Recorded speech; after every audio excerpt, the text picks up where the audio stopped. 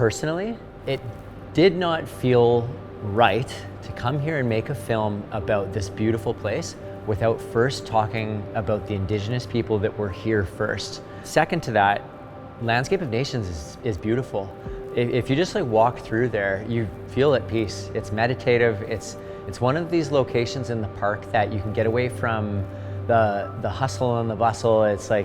It's calming. It's just a nice way to really cleanse the palate. If it hadn't been for the nations of Indigenous people that were here urging Queen Victoria to consider that they saw the conservancy of this land to be something that should be preserved. And it's an interesting thing to realize that in the process of the treaties that were signed, that ultimately that led to Niagara Park Commission being founded in part. There's multiple parties that we have to consult with first in order to properly tell this point of the story. We connected with Indigenous consultants on many levels, and they helped us pull together a beautiful exhibition, a beautiful song and dance. It's called the Smoke Dance, that tells the story properly. We were very fortunate. We have a family that has passed down our traditions. We're doing Iroquois Smoke Dance. It started out as a competition dance, and now we do it for fun. So it's a fast pace, it's a very interactive dance and song that we do. The smoke dance derives from war dances. It was a way for the community and the men to prepare to go to war. After our people adopted the Great Law of Peace, the older people sped up the tempo and they invited the women and children to dance as well. And it's again about community and family and having fun, and so that we can show Creator we're enjoying life. Her feet never leave the ground because she's massaging the dirt. And then at one point the song changes, and that's when she's sowing her seeds. My role in the video was to be Skywoman. Part of our creation story, it's about Skywoman falling from the sky. And when she was falling, she grabbed on the sides of the earth, and what happened is she had plants that came with her. And so when she was falling down and the birds caught her, they placed her on the back of the turtle. She knew she needed to create an environment for her baby that was coming. And so Skywoman was massaging the dirt on the back of the turtle, and she was praying to her home where she had fallen from that there would be enough land so that she could plant her plants.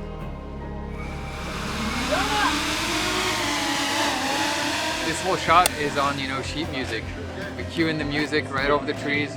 I know that at 3 I need to be near that left tree. At 8 I need to be near the right tree with Fran dancing. At 12 I'm going through the longhouse. Everything's really timed out. Got the take, it's beautiful. Everybody's happy, and on we go. So the pre-show for Flying Ride really gives the Flying Ride its heart and its soul. We are telling the story of Niagara Falls and trying to connect people to that story. In the Ancestors Room, we worked with a whole cohort of Haudenosaunee and Anishinaabe writers and musicians, and our Indigenous art director, Sarah General, who did a series of reference drawings and reference paintings that then were interpreted, and she worked alongside my team and all of the animators, all of the set decorators, to then render her world into this world that now you get to step inside of. Niagara Falls is a really special place to Haudenosaunee people, Anishinaabe people. Many different nations, I think, have a connection to Niagara Falls. And I think we have these really special stories about the falls that when I come here, I'm always trying to remember and honor those stories. I think as a young person, those stories are very alive in our minds. I never imagined it would look this beautiful, and I'm so incredibly honored to have worked with an animating company that worked on the project. It was really amazing.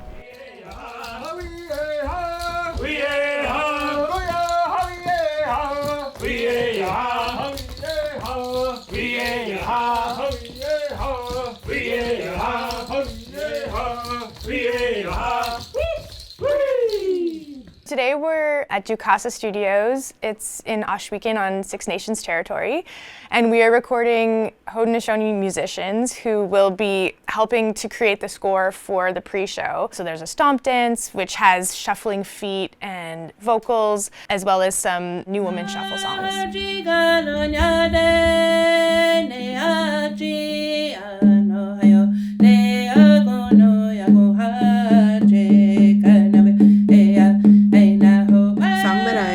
Chose to sing today was my own composed New Women Shuffle Dance, or Eskenye Gainase, and it was tribute to my late sister, Helena Rivera, who had passed 13 years ago. The words in that song talk about Jigalunya Day, like in the sky world. Akji, my older sister, De Yagununya Gon Hadye, is she's dancing along.